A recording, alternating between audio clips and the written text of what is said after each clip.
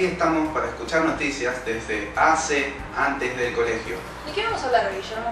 Bueno, hoy vamos a tener una edición especial, un informe que realizó Mariana Tizone, una cronista nuestra, sobre la problemática en el río Amazonas. Así es, Mariana realizó un informe exclusivo con el canal con Soraya Pago, una importante empresaria dueña de Pago y Asociados, responsable de la compra de 7 millones de hectáreas en la selva amazónica. Además, entrevistó a Leonor Pech, una reconocida ambientalista especializada en el tema. El Amazonas forma la primera línea de defensa contra el cambio climático, la cual tiene aproximadamente 7.500.000 kilómetros cuadrados y se extiende por 9 países. Ha sido desmantelada en aproximadamente un 13% en los últimos 20 años debido a la tala indiscriminada empresarial, de la cual el 70% es ilegal. Desde 1978, la extensión diezmada se acerca a 540.000 kilómetros cuadrados. El Instituto Nacional de Pesquisas Especiales divulgó que entre los años 1996 y 1997 la pérdida llegó a 13.000 kilómetros cuadrados. Además, la estimativa para el año 1998 es de una restricción de la selva de 17.000 kilómetros cuadrados. Además, en la cuenca del río corre un quinto de toda el agua dulce del planeta, la cual se descarga en el océano Atlántico un volumen aproximado de 175.000 metros cúbicos por segundo. En la selva se encuentra más del 30% de la biodiversidad. Existen 4.500.000 microorganismos, de los cuales 3 millones se encuentran en el Amazonas. Por ejemplo, 1.700 especies reconocidas de peces viven allí. Y por eso hay que conservarla. Exacto, veamos el informe. Vamos. Buenas tardes, Soraya. Sabemos que usted es muy famosa por las tiras que compró. ¿Por qué las compró? Bueno, buenas tardes ante todo. Bueno, la verdad que las compré porque desde chica siempre había soñado, digamos, con tener la riqueza del mundo en mis manos para poder cuidarla. ¿Cómo era su infancia? Bueno, mi infancia fue bastante dura, digamos. Mi familia era pobre, así que mis padres siempre intentaron darme todo lo que pudieron, pero yo la verdad que nunca me contenté con eso. Traté de decirme a mí misma que mi destino era otro, un poco más grande, y así fue. ¿Y si su infancia fue dura, cómo es que llegó hasta acá? Bueno, no fue sencillo, fue bastante difícil. Fueron años de estudio, de hacer algunos trabajos en ferias, hasta que pude recaudar el dinero para venir a solventar mis estudios y venirme hasta Argentina, hasta que a los 25 años me recibí de ingeniera. ¿Y sus padres? Mis padres siempre me apoyaron, siempre decían que yo tenía que romper la cadena. ¿Qué cadena? La cadena de pobreza en mi familia. Dígame, ¿por qué compró justamente las tierras donde nació? Bueno, si bien yo me había ido de ahí, estaba bastante resentida con mi infancia, de alguna manera era como que me atraía el lugar. No sé si era bien por los paisajes, por mis amigos, mi familia, o también por el hecho de poder romper, digamos, la cadena de pobreza en otras familias. ¿Usted realiza taladas en los bosques de sus tierras? Sí, de manera muy selectiva. Soy bastante consciente de que allí se concentra la mayor parte de la biodiversidad del planeta. Además, estoy prestando mis tierras para que examinen a ver si pueden encontrar algún tipo de hierba para poder curar el cáncer de garganta. ¿Y las tribus que viven en sus tierras? Ellos están bien. Estoy tratando de modernizarlos, hacer que entren un poco en el siglo XXI. Darles tierras para que puedan subsistir y algunos recursos, obviamente. Además, hay hospitales y educación. Vale. Eso me llama mucha atención porque muchos niegan la existencia de eso. Bueno, suele pasar cuando ellos no comprenden el mundo que están viviendo. Están acostumbrados a vivir de una manera lamentablemente indigente, ¿no? Y bueno, al ver algo que supera eso es bastante desconcertador. ¿Usted puede llamarse la reina de la selva? Sí, ¿por qué no?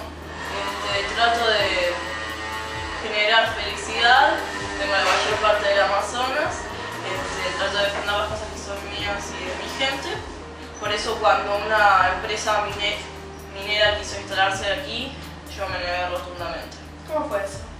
Bueno, si mal no recuerdo, era una empresa canadiense que quiso comprar las tierras de aquí porque decía que había un gran yacimiento de minerales. Me negué, ya que les dije que podrían destruir el planeta, parte del planeta y cientos de familias. Bueno, muchísimas gracias por la entrevista. No, gracias a ustedes.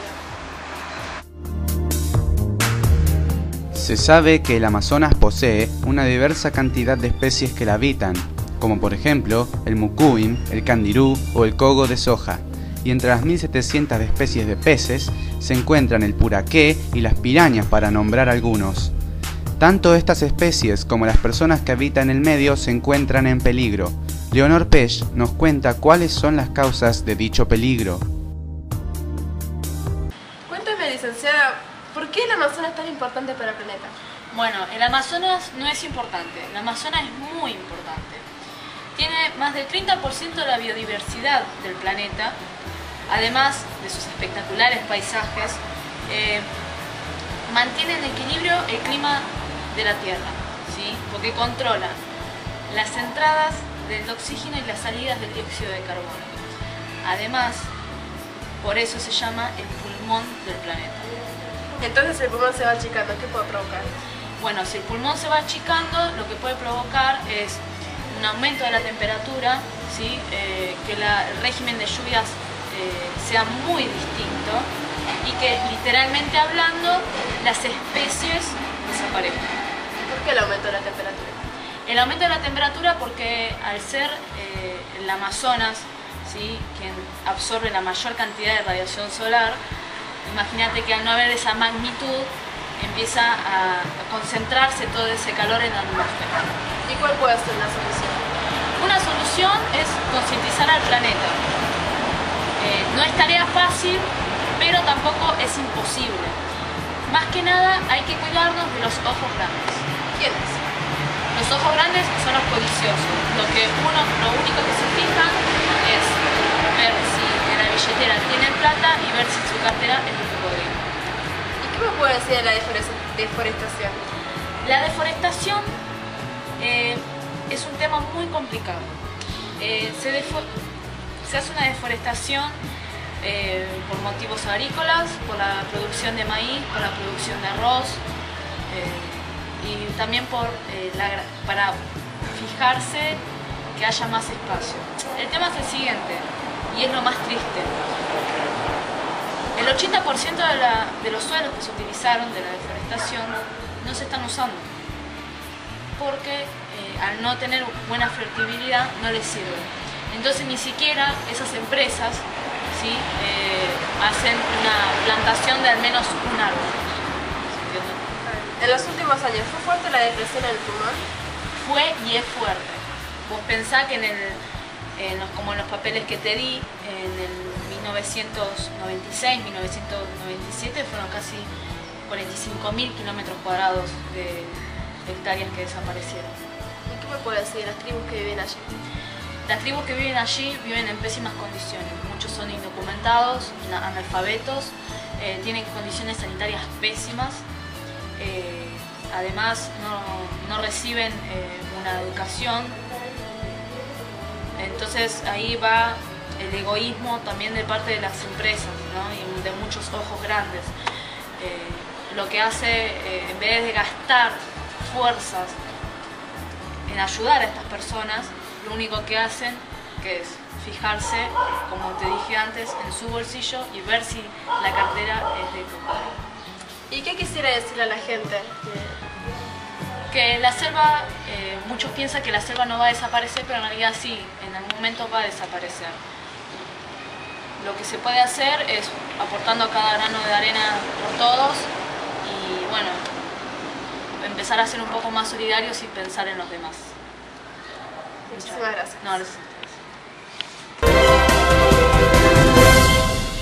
Bueno, la verdad que es muy interesante el informe de Mariana sobre toda esta situación. La verdad que sí, Guillermo, ¿no? Da para pensar. Habría que ver ahora si alguna de estas organizaciones no gubernamentales como Greenpeace se ponen a investigar más profundo en el caso. Exacto. Esto fue AC. Antes del colegio. Nos vemos la próxima.